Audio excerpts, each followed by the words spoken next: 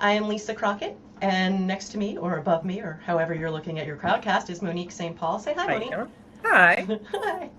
So Monique is going to be our producer today, and just for a little background, we're producing these Intersections in Learning webcasts in order to really foster the relationships that are important to us to facilitate effective learning, and that's wherever you start. We know folks in this community are new IDs or new facilitators, and we know that people have been and have done this for a long time. So the idea is to bring all of us together and talk about that, and that's why we have Kassy LaBorie. Did I say your name correctly, Kassy? You're good. Thank you. With us today, Kassy is a virtual training master. I'm a complete fan, if you can't tell from the look on my face. She has like Fortune 500 clients, and she teaches these people how to do virtual facilitation well. She's also the author of 2 books, one of which I get to read next week because it finally came from Amazon. Thank you. You guys, like, amazing. And if you haven't followed all of her blogs and her stuff on LinkedIn, like the superhero stuff, Kassy's amazing. But I'll stop talking and let you talk about that. And then we'll get started talking about the intersection of virtual learning, design, and facilitation. Over to you. Thank you so much for having me, Lisa and Monique. It's so good to be here with this wonderful, wonderful community at the TLD cast. Love it. The virtual training hero, thank you for mentioning her. She's my gal. And I have some exciting news. I'm going to be releasing all the tips that I put out over that last year, all into one ebook. And I put it all together, and the amazing Betty Danowitz has helped me design it. So, of course, it's beautiful. Awesome. I know. And I've sort of like written the hero's journey story, which is where she was born out of, and added that into it and added additional resources and things. So it should be a download on my updated and new website that's coming here in the weeks to come. So. Oh, I'm so excited. I'm excited. Yeah, I like collect those. You don't even know. Like, I've screenshotted them. I have them all over the place. So congratulations. They're hard to find back on LinkedIn. Like, they need to be all in one place. And I've had more than one person ask me, and I'm like, I know, you're right. It needs to be in one place. So why not put them into a little ebook and continue to. Betty's awesome. We should talk to her too soon. They're so fun. So where's sorry, like new host, getting my feet here. So everybody out in the cast, Monique's actually going to put a poll up that relates to all the amazing stuff Kassy does, because we want to know what your experience is with virtual live facilitation, but especially virtual facilitation. So check out the poll and let us know what you're thinking, and Monique will come in and tell us the results in a little while. And now I get to put Kassy on the spot, which is always super fun. And one of the things that we exchanged messages about, and I think you're as passionate about as I am and as Luby is, right, from our accessibility conference, is accessibility. And so my question for you is, how does accessibility come into play in your programs, being that they're virtual live? It's such an added challenge than what many of us who do e-learning face. I think, for me, it's not necessarily such a challenge because I'm teaching people live, and my business is all based on live instructor-led training. I always get the advantage of knowing exactly who I have. And so I can alter, and I'm super excited for, the options that we have nowadays to be able to reach people in different ways. I think the challenge with e-learning is you have to develop it for anyone to be able to access it at any time, and you never know who that might be, right? Mm-hmm. Whereas for me, I can know specifically, and now I can add in things specifically, and also I can have conversations with the actual people on what are your needs and what do I need to do to better serve you. And I actually feel very thankful for that. And it's easier today than it's ever been because of all the features that they continue to add. And I have this super awesome story that just recently I was using, I was teaching a global beverage making company. Oh. I know. The measurement scientist at that company. By the way, measurement science, does anyone know what that is? What is measurement science? I know. As it relates to products that we drink and eat. So like the FDA stuff, the stuff well, that goes it would on the all labels? come into that, but these guys, amazing measurement scientists. They, like, when you look at your, like, let's say soda pop can, and it tells you how much caffeine is in it, mm-hmm. The measurement scientists have told you that. So They're the ones that are measuring all of the stuff that makes up the stuff. So anyway, That's fun. not so. So I had. Let me get back to my story. I had previously. I was working with a client who was one person was hearing impaired, and so we had enabled the closed captioning. We were using Zoom, and people have the option. I love this. They have the option to use it, and then they have the option to hide it or pull it up when they want to. I love that so much. And so when I went on to work with the beverage company and the scientists, they're in another country and everyone is English speaking, but for them, English is a second language. And so I left it on, and it actually ended up serving me because it was helping me to hear what they had to say and to see, because sometimes until I got used to their way of using English, I didn't exactly know that that's what they had said. And you would miss so much. And so the closed captioning was helping me in just a whole different way. And so it's just kind of a new thing that happened for me. And I'm super happy that I had that experience. I learned that in the accessibility conference. Someone said in one of their conference or one of their sessions, using the closed captioning in your e-learning isn't just for folks that need it, that you think need it, but if you think about ESL, and it opened up a whole new just line of thinking for me, that I was like, how did I not think about that? That was just it also shows some diversity issues, right, that I have personally, but that we all can bring to our work sometimes. Yeah, there's a cool thing going on. It's true that jobs that we didn't know existed. So the measurement scientists, also on that same team, are the sensory scientists. And when I was a little kid, when I got over wanting to be a fashion model, and I never grew taller than 5'6", the other thing I wanted to do is that I wished that I was in a family. I wish I was French, and I wish that I was in a family that were professional noses. I wanted to be a professional nose because I have a sensitive nose, and I thought it'd be so cool. I love perfume, and I wanted, it's an incredible world to be a nose. But it turns out there's a whole other world that's kind of connected to the nose idea, and that's sensory science. And sensory science is around how things taste, feel, like all the senses that we have going on when we, in this particular case with these recent scientists, drink that beverage. So cool. I learned all these things. And when they were doing their teach backs with me, they were going through like how sensory science works. And I'm like, you guys, I seriously missed my calling. If I wasn't going to be a trainer, I'd want to be a sensory science. Like, why didn't I not know that this existed? Seriously, where were these options when we were in high school going, what am I going to do with the rest of my life? You probably had to be like, I want to be in science. And I was too busy going, I want to be in theater. You and me both. I'd like to I need to have a different path to learn about that thing. But it's nice to come around to it at this point in life and learn about. That's the beauty of the work that we do. Like, you could be doing that one day and you could be doing something completely different the next day, teaching people how to, something in the medical field, for instance, like what Monique works on. It's crazy. It's crazy. It's so neat. It's so neat. I do love that about the work that I do, because I'm training trainers to do the training that they do on the content they do. And sometimes people will say, well, what's your content? And I'm like, well, my content is your process for teaching.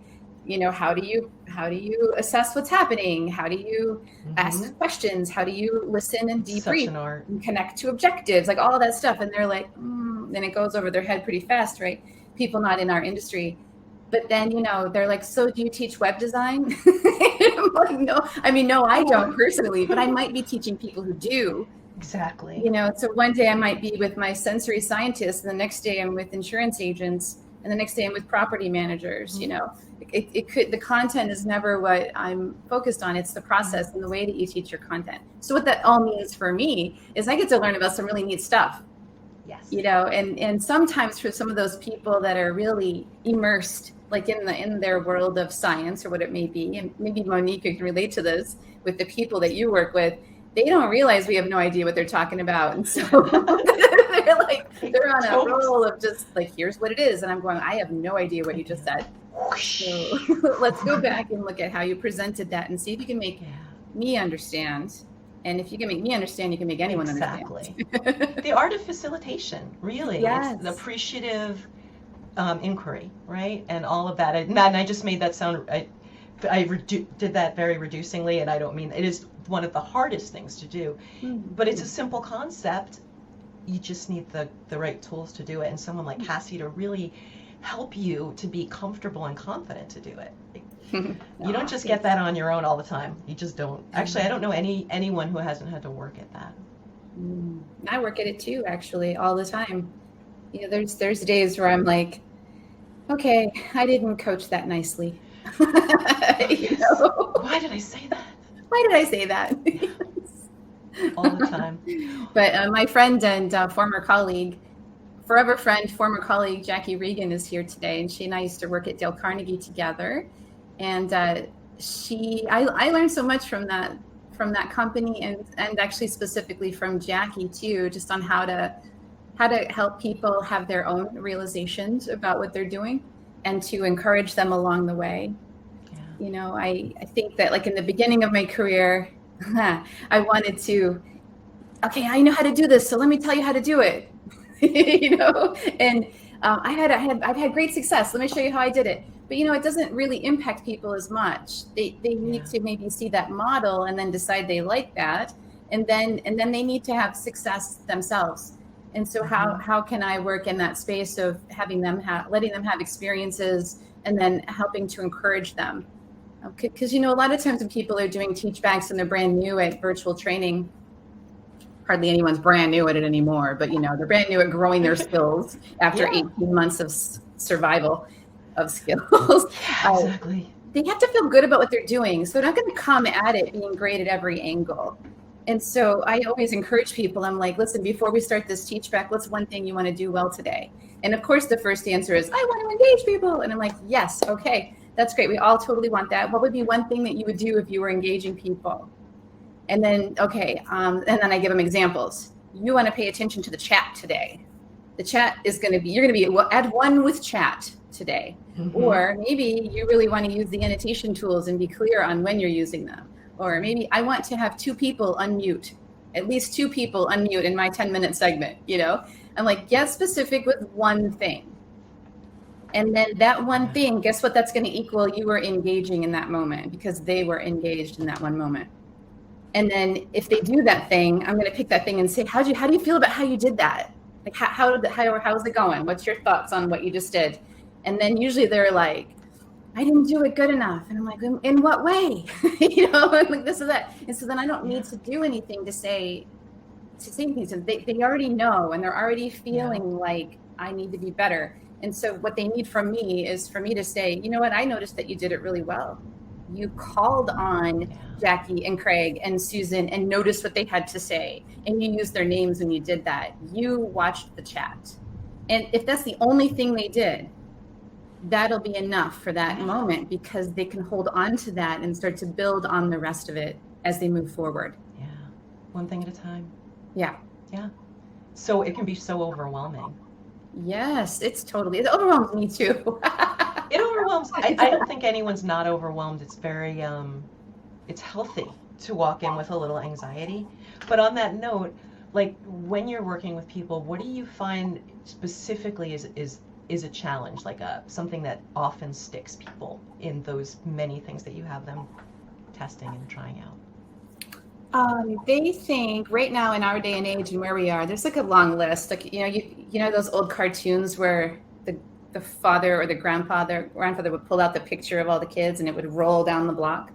Family Circle, maybe? Is that the one? I don't remember. I have this image in my mind every time someone asks me something that has a long answer of the pictures rolling out of the wallet and they go down the block.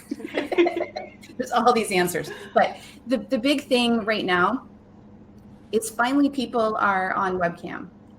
And, Zoom started to change that before times. Zoom began that change, but then the pandemic and what happened, webcam. And so everyone's always been like, and I'm taking this back 20 years, if only we could see each other, I could engage you. I know, right?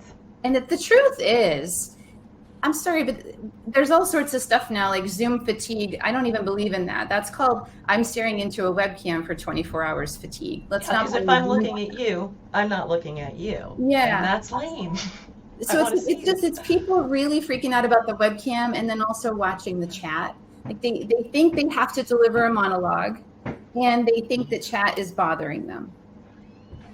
And so I'm always helping people with, let's just be the normal people that we are. When you're running a conversation that's not a script and you're answering someone's question, look into the camera. But otherwise, guess what? You get to be normal. You can move your chair. You can look at the Zoom on the side. I just read Zoom with Craig said.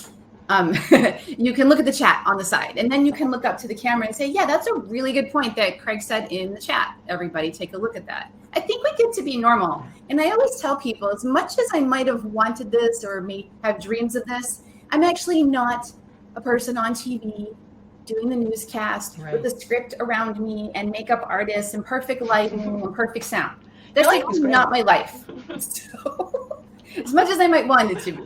I'm actually a real person, and what we're here to do is help you with what you need to do. It's not about my performance and my monologue.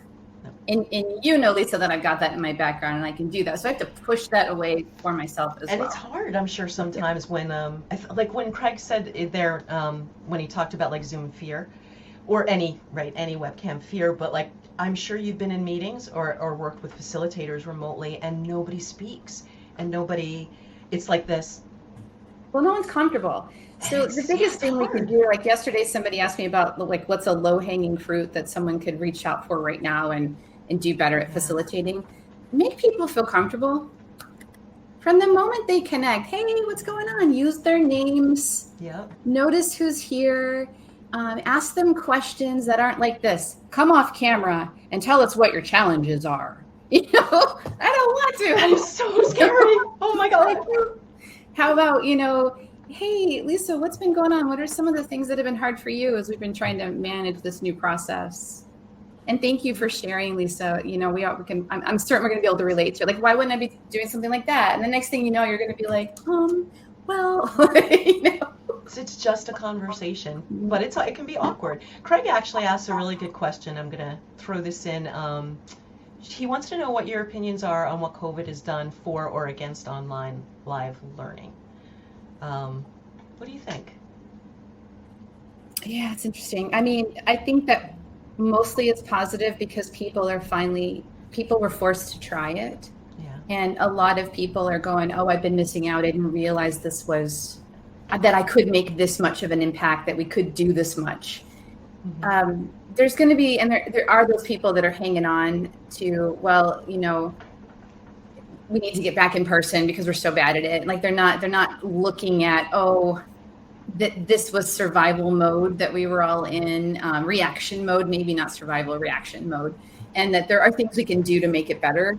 Mm-hmm. We need to look at that. But I'm finding that most people are seeing what they have been missing. So just in the way that we're recognizing working on a remote team or being more, mobile in all of the positions and the jobs that are out there today, I think that that's happening in virtual training too. So I think mostly it's been positive. Now I might have sort of a biased view though, because people come to me to get better.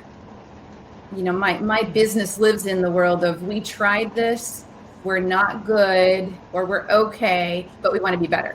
That's a nice place to be. It's a nice place to be, really, isn't it? I used to, when I was employed, be in the place of, please listen to me.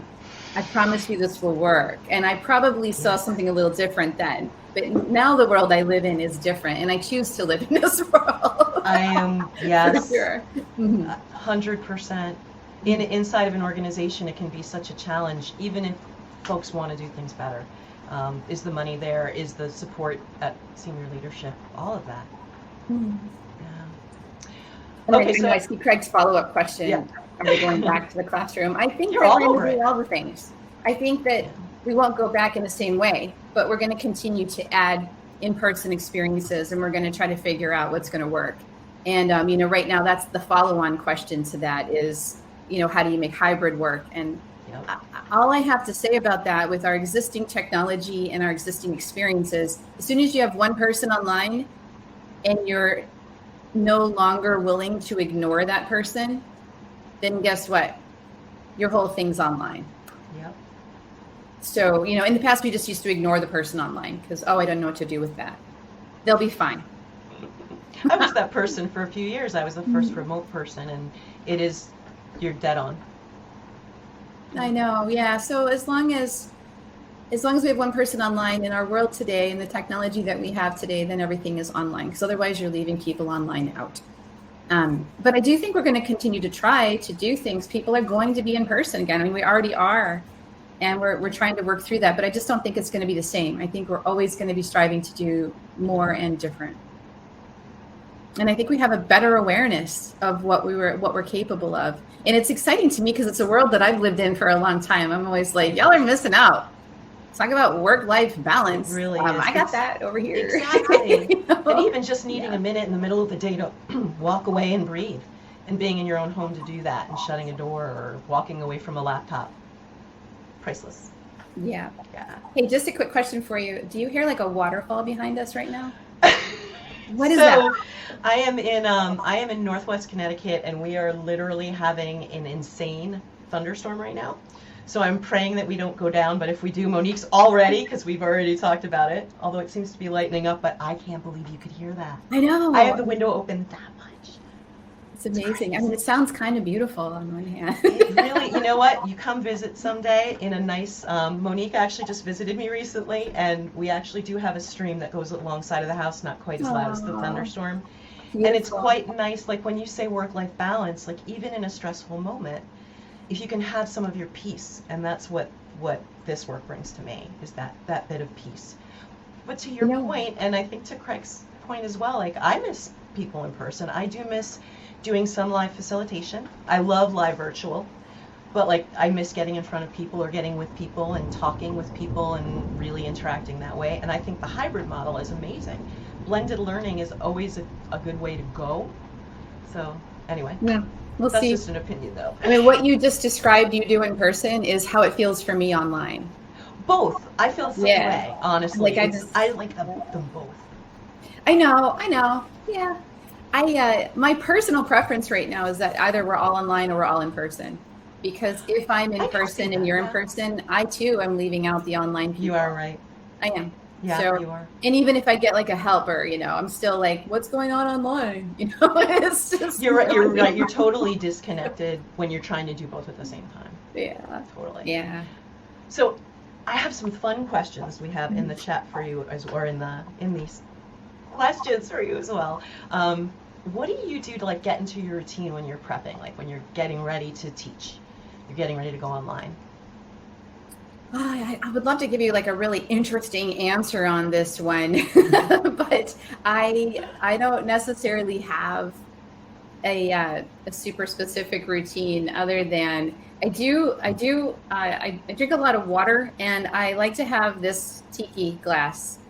And right now I have a little bit of berry flavoring in it, so that's why it's coming up pink. But look at him, he's so cool, right? That is gorgeous. This thing is always with me, and I love him. He's always with me. And I love your glass all around. That's beautiful. Oh, thanks. Thank you. Yes. I tend to also, I do a lot of exercising, a lot of working out. So I make sure I have that on a regular basis, because I find that helps with energy and making sure that I'm controlling the energy. Like a lot of times when I'm on that treadmill, I'm thinking about being in class. On the and treadmill. I'm like, yeah, like how do you manage the breathing and all those things? Like all those things translate. And I live in the forest, and I will take a walk out there. I live on there's an acre, so it's not huge, but enough. And I walk out there, and there's a lot of deer in my life back there. And so I pretend like I'm Snow White, and I call the deers, I call them dearies. And I'm kidding you. If I were to go out there right now and go, dearies, they would come running. That's adorable. It's like Bambi. I go out there, I hold my hands up. That's so much fun. I think that's a great way to get into the zone, honestly. Yeah, it's ridiculous, but it's, it's nice. Those sort of simple things. And you know what? Oh, here's one from old theater days too, Lisa, that you might be familiar with. I will run through my voice, some vocal warm-up things.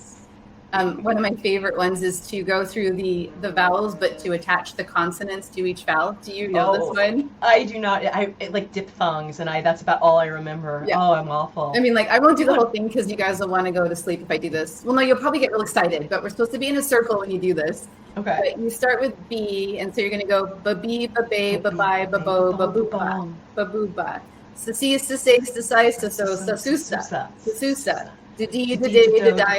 it for the whole thing. That's awesome. And you attach all the consonants to each sound of each vowel. And then by the end of it, you're like high energy and you've pronounced everything and you're like stretching out your face. Your mouth works. Time to walk through the house doing that. Oh, that is fun. That is fun. I can only imagine pets, friends, and family seeing this going, okay. If we were to look at like a content side, that's a lot of physical stuff that I do to get ready. Content-wise, I keep roster and I keep notes. Because most of my programs are multi-session programs. So I have typically, like, if we're not using a Teams channel, then we're using we use, what is that, Padlet? Thanks, Joe Cook, for introducing me to Padlet. I'm out there reading comments on things, on their assignments. I'm rewatching stuff. I'm looking at rosters and getting reacquainted with what did we do last time? Because I'm teaching a lot of different programs. I want to make sure that I'm remembering the right person's experience. And it's important to me to connect and remember, like, John, I noticed you posted about this and it's coming up in our content today. So let's take a look at that because I know you were interested. I want to be able to do that kind of stuff and create a personal experience for them in that way. You're modeling for them too. Mm-hmm. I mean, that's exactly what you're trying to teach them to do, right? Nice. Exactly. You're right. So I'm going to throw another one at you of what do you think people would find unexpected about you? That is a really good question. I wonder how, I'm such an, okay.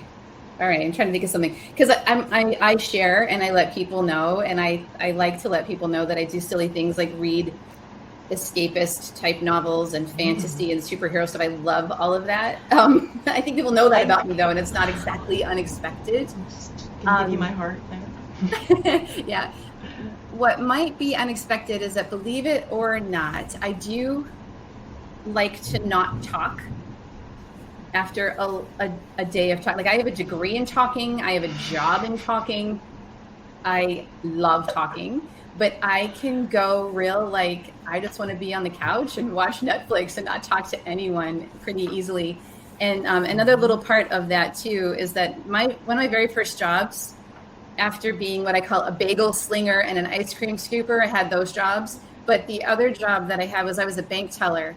And I'm not that bad at math. I'm good at it. I like things to balance out perfectly, and I like things to be highly organized. As creative as I am and as extroverted as I am, there are parts of me that are more introverted and highly organized. And I do crave more of that in my life at times.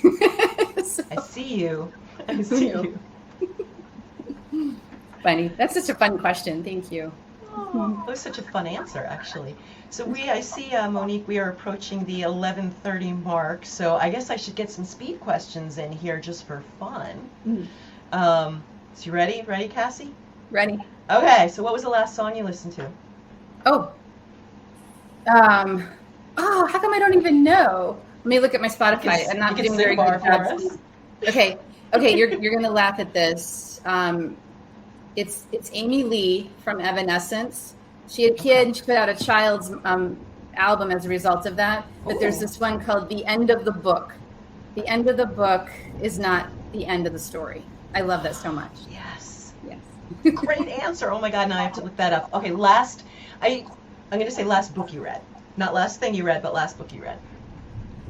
That's tough, right? I know. God, why am I so slow at this? This is so interesting. It's because we put you on the spot. I know. It's because the last book I read is inappropriate to share with anybody. Well, we could just leave that there, and that's cool. I like it. Okay.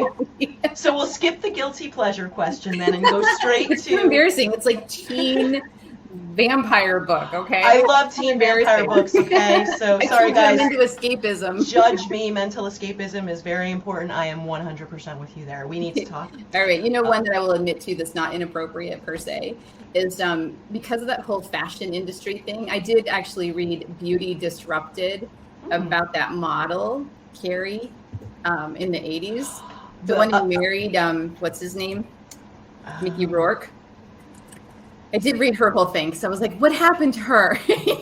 Anyway, so I'm So I want to ask you, but I know we don't have time. I need to know what happened to her. All right, so one last speed round. So I fangirl you. Who do you fangirl? You're so nice. I fangirl so many people. I'm sort of obsessed with a lot of people that are here today, actually. Ooh. Kristen and Joe and Jackie. I love Betty Danowitz. She inspires me constantly, and she is so brilliant and also so completely fun. And I fangirl Betty.